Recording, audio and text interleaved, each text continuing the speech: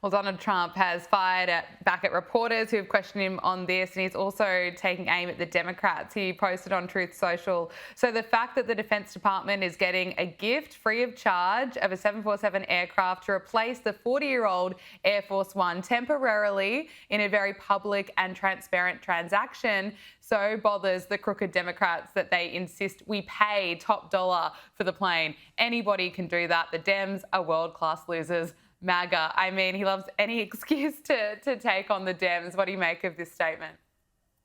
Well, I mean, he's absolutely right. What did Kamala Harris's campaign spent $1 billion and still somehow ended up $100 million in debt?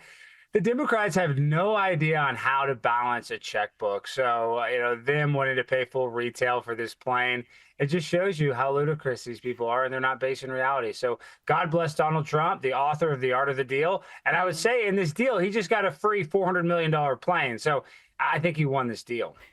Look, Donald Trump has departed for Saudi Arabia, calling it a historic tour of the Middle East. His trip will include stops in Qatar and the United Arab Emirates, with possible talks in Turkey on the war in Ukraine. What else can we expect? Well, I mean, like we were just talking about in the Gaza Strip, obviously Eden, the American hostage that just got released. That's a great step in the right direction. And it looks like Donald Trump is going to have to put his foot down and probably, make some deals that not everybody's going to be happy. Netanyahu's probably going to be upset, and so Hamas, might be upset. But that's truly the art of the good deal, is that both parties walk away from the deal feeling like they kind of, got a bad shake. That's when you really get a good deal. And I know that doesn't make sense, but that's just the cold hard facts when it comes to this. Both people, Hamas and Israel, they're probably not going to leave the situation happy. But Donald Trump needs to put his foot down and protect lives on both sides, because it's just a very unfortunate situation and nobody likes to see what's going on there. And it's just, Don, if anybody can fix it, and I don't know if he can because it is very complicated, it's Donald Trump, and I know he's gonna try his best. Yeah, well, the achievements of what he's been able to do in just such a short period of time has been extraordinary. So I agree with you there. If anyone's able to do it, it's him. We've got to talk about the mainstream media, because we've certainly blasted CNN for some of their coverage, especially throughout the election campaign. But viewers have been left shocked this time around after a CNN host actually praised Donald Trump for his ability to essentially close the southern border. CNN's Abby Phillip had this to say on the network. Trump has succeeded. He has shut the border down. There are no border crossings virtually happening right now in this country. Alex, is that some real news on CNN?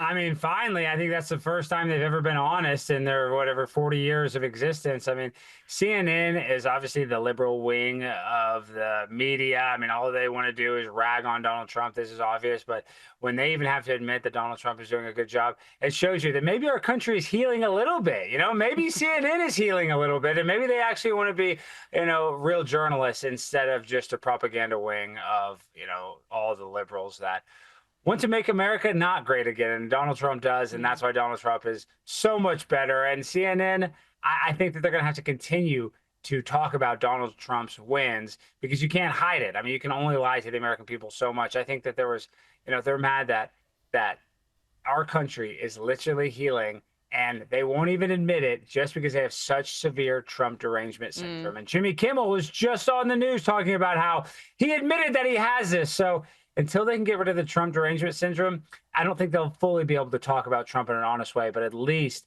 they're heading in the right direction.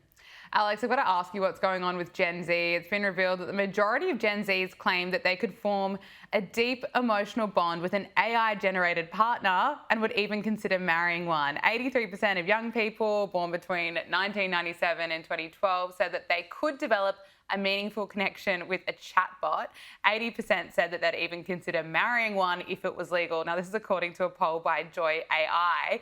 Are humans really that bad? I mean, what is happening with this younger generation? I mean, I hate to admit it, but I do think human beings are that bad. I mean, you look at these dating apps are the dating apps are so incredibly superficial. You're just swiping left and right for, the dumbest reasons. Maybe they have a Ukraine flag or, whatever reason you're swiping left and right. So that's superficial. Now children are hypersexualized. So, people are just having difficulties creating relationships with human beings. So the fact that kids are going to lean on AI for future relationships, it doesn't surprise me. It's a scary reality. And I hope people aren't marrying robots. I mean, that would be very dystopian. And I think that would actually be a nightmare.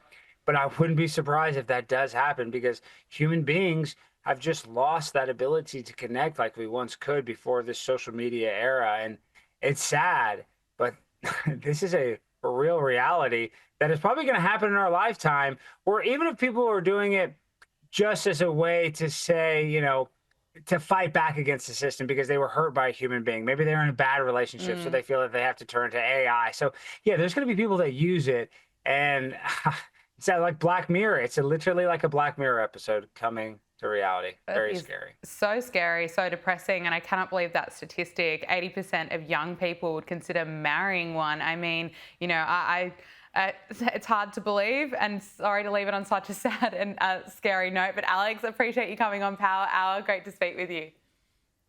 Thank you, Gabriella. Always appreciate it.